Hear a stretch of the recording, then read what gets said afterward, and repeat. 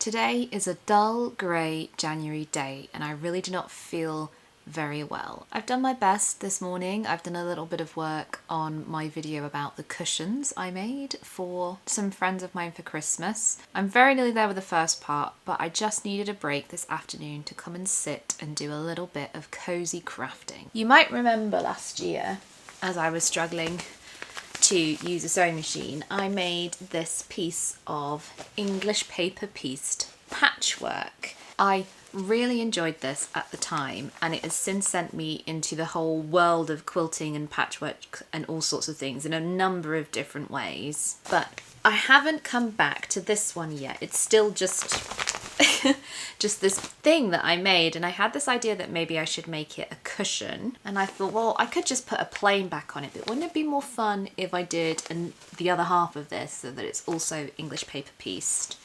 And I thought, having done squares, maybe I should do a different shape, and of course the traditional one is hexagons. What put me off doing the hexagons before was the fact that cutting hexagons is a lot harder than cutting squares if you're doing it by hand. I've since bought myself a Cricut which can cut all sorts of materials, including paper, and so I made myself some paper ones on the Cricut. So that took a big part of the labour out of it, and one of the most challenging parts for me, because using a knife and pressing downwards similar to a rotary cutter, that's one of the things I've been struggling with when it comes to crafting. So I've got my front, I've still got all the same fabric in a plastic bag, so I think today I'm just gonna sit, cover some hexagons in some fabric, and we can chat about the year ahead and where I'm up to. So it's sort of like a planning video, this one, I think. We'll see, we'll see. First things first, I'm definitely going to need more hexagons, so I need to load up the Cricut and find the paper that I use to make the hexagons, which is from the back of an old drawing pad that I don't do any drawing, so I've sacrificed it for this purpose. Much more useful to me, and also, of course, much better to use what you already have. So let's cut some more shapes.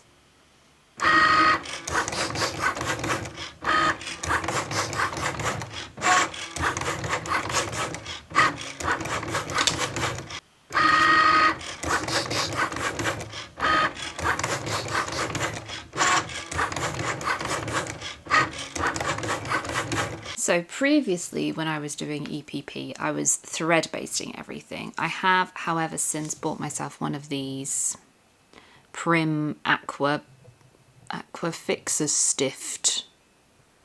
Oh, das ist Deutsch. Aqua glue marker, just to see if I prefer it, if it's any easier. I wasn't sure if it would work on the linen, but it does. So I think what I'm going to do is glue based this round of EPP, just for a bit of a change, and also to save my hands a little bit of repetitive strain. Okay, so that's one. I'm putting my complete ones in my little traditional canal mug that I bought when we went on the canal holiday. I just thought we'd have a little bit of a chat about what I plan to do with at Retro Claude this year. So you've seen my reflecting on 2025 video. You know that I'm still not having the greatest time with my health. Naturally, that makes planning anything for the year really difficult. I have some ambitions. I don't like to set goals because, oh God, yeah, when you have a chronic illness, that's just setting yourself up for disaster. But I have some ideas of things I would like to look further into, if you like, this year. Well, the first one, I suppose, that I have to talk about is the fact that I have taken on a commission for the first time in a really long time. And this commission, it's not from a theatre or a film client or any of my usual clients, it's from a reenactor.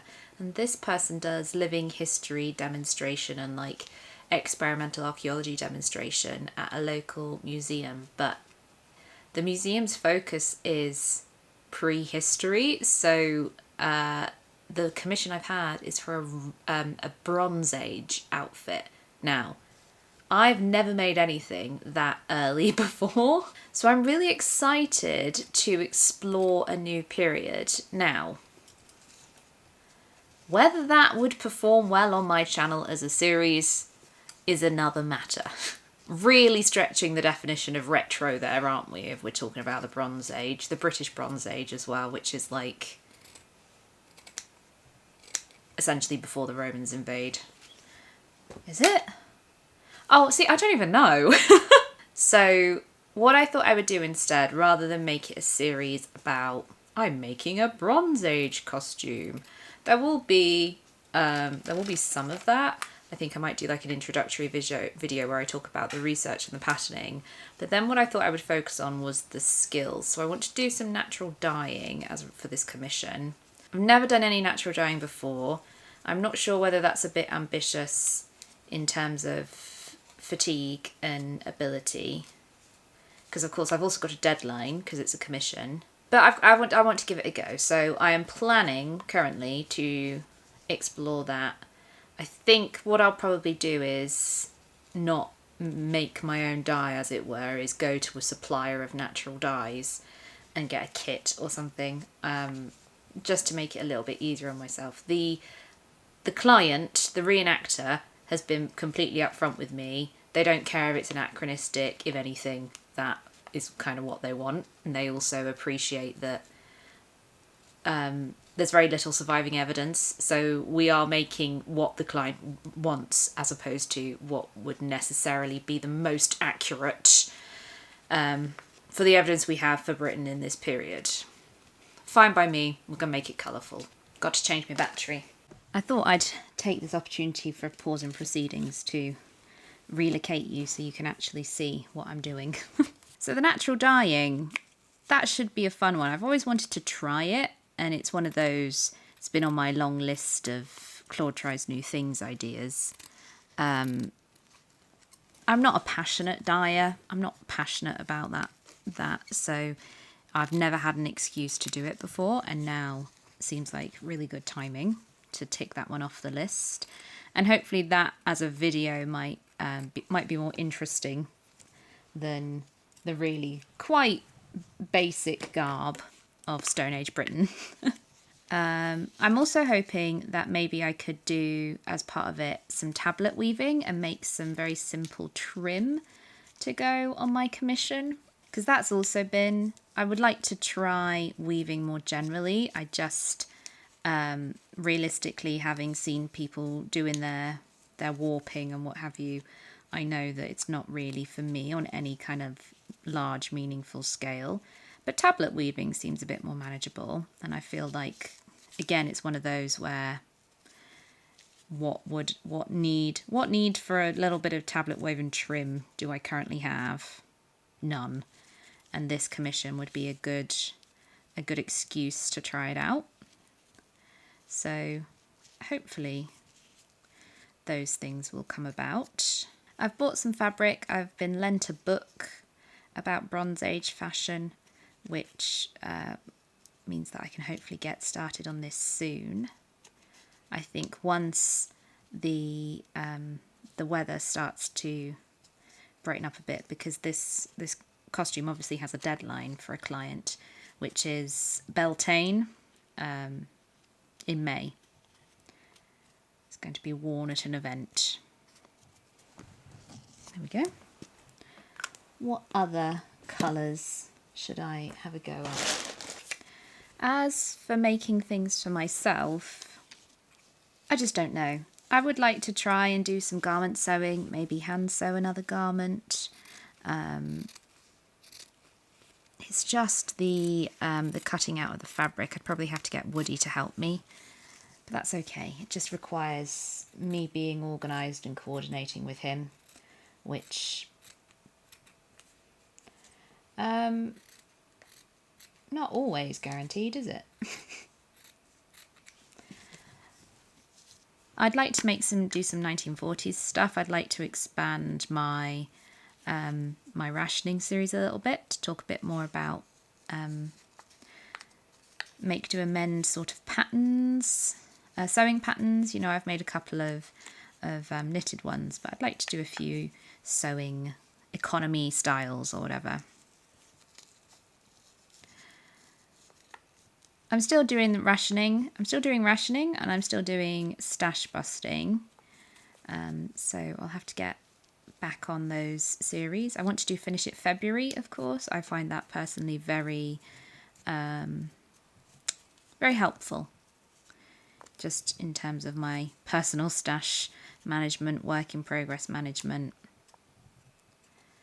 and for a number of reasons I really dislike the month of February, and so it's nice to have like a distraction to get me through the month. So maybe I'll expand Finish It February to include a few more sewing projects that are half started. I know, I probably haven't got time for that. It's only a short month. I had an idea for a knitting project that I would like to do, which I hope I have the energy to do this year in some capacity. I don't know whether the sort of original scale of the project that I wanted to do, I don't know whether that's realistic in terms of my health. What's new? But I would like to do that in some capacity, and that's that I would like to do some charity knitting this year. So I'd like to... there are lots of projects that accept knitting. I'm really uncomfortable, I'm sorry. There are lots of projects around the country, around the world, I'm sure as well, that accept hand-knitted donations for a number of causes. It's something I've always done my whole life, since before I could knit. Since I learnt how to knit, I've usually done several charity makes a year or donated things, whether that's in the UK or abroad. It sort of depends on the appeal. I like to, not just knit something and make it somebody else's problem, as it were. I like to answer appeals for things. So I have done some research, and I thought maybe this could be quite a nice community sort of project where I encourage you to do some knitting for charity as well, because I mean, let's face it, everything is god awful at the minute. With all the really terrible things that are happening in the moment and the way that communities are turning on each other, to fight that in whatever way that you can, I think is really good for the soul. And I think, apathy is often how the people who want to or profit from this sense of division and hatred of minorities, etc. Apathy works in their favour, and so a little bit of hope can go a long way. And given how I'm limited in what I can do, and I'm sure many of you are too, and so as silly as it might seem, knitting dog coats or whatever it is, or hats for premature babies or whatever it is, it's just something to keep the hopelessness at bay. And it might mean that I knit some different things this year, and that might be interesting to watch. A lot of charities don't want real wool, however, so I might have to raid my mum's yarn stash, because she has quite a lot of acrylic, because she does a lot of this sort of charity knitting as well. But I don't know, if that's something you would like to get involved with, maybe just let me know in the comments, and maybe we do like a tracker or something. We start a spreadsheet, and if you donate something, you add it to the spreadsheet, and at the end of the year we can say, our community knit, I don't know, 12 garments for charity this year. Could be a nice thing to do. But like I say, it depends quite heavily on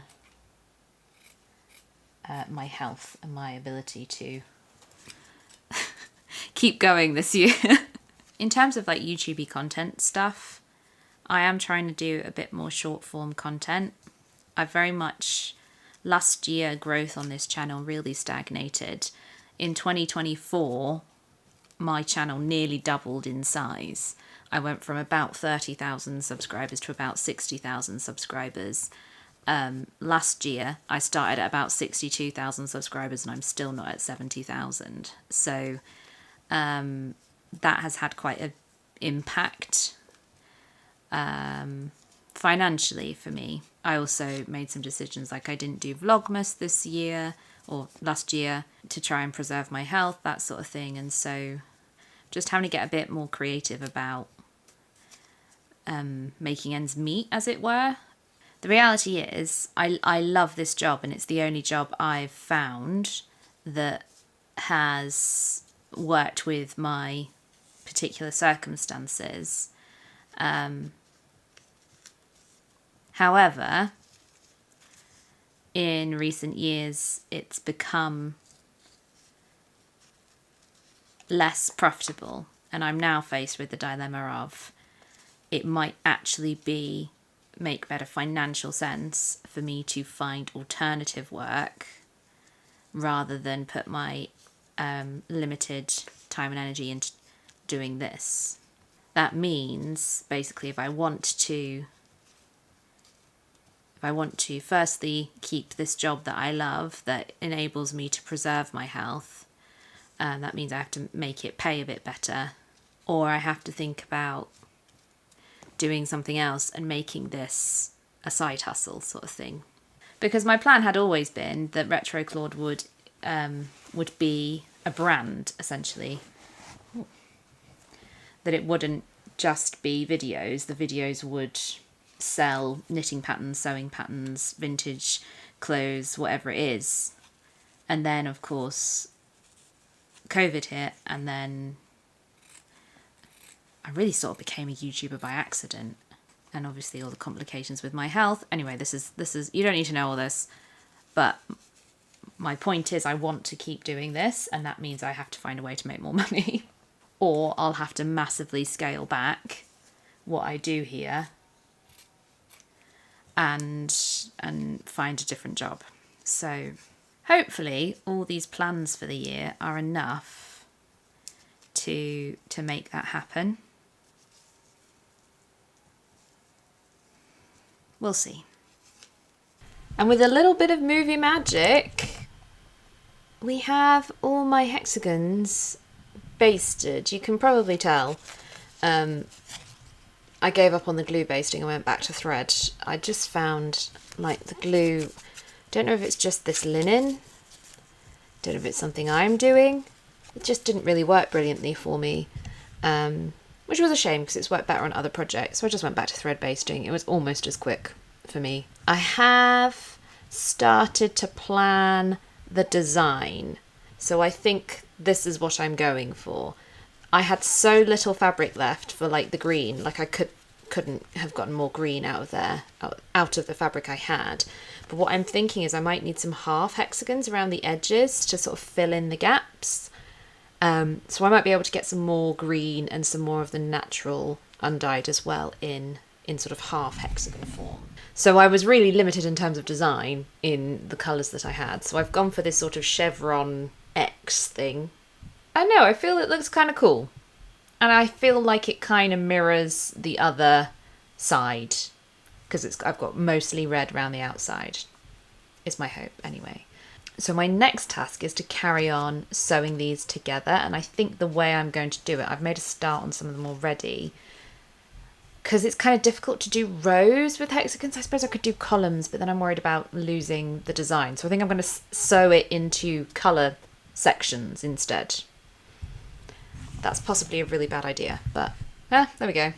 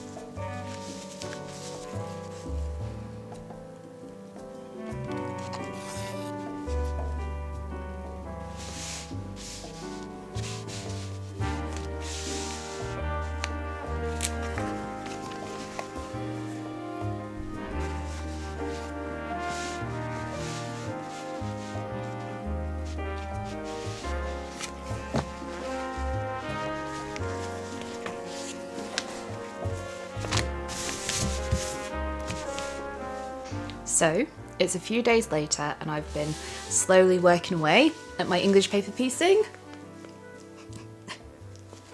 I'm really pleased with it. I think it's really cute. If there's something, I don't know, Space Invaders-y about it, I can't put my finger on it, but I love it. I love how graphic it is, and I love how it complements the square side as well.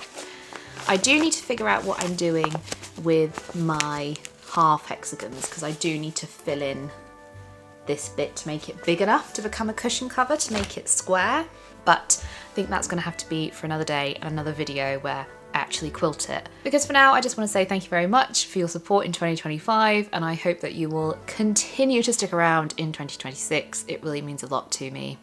So here's to more gentle crafting to get us through the year. Thanks for watching. See you next time.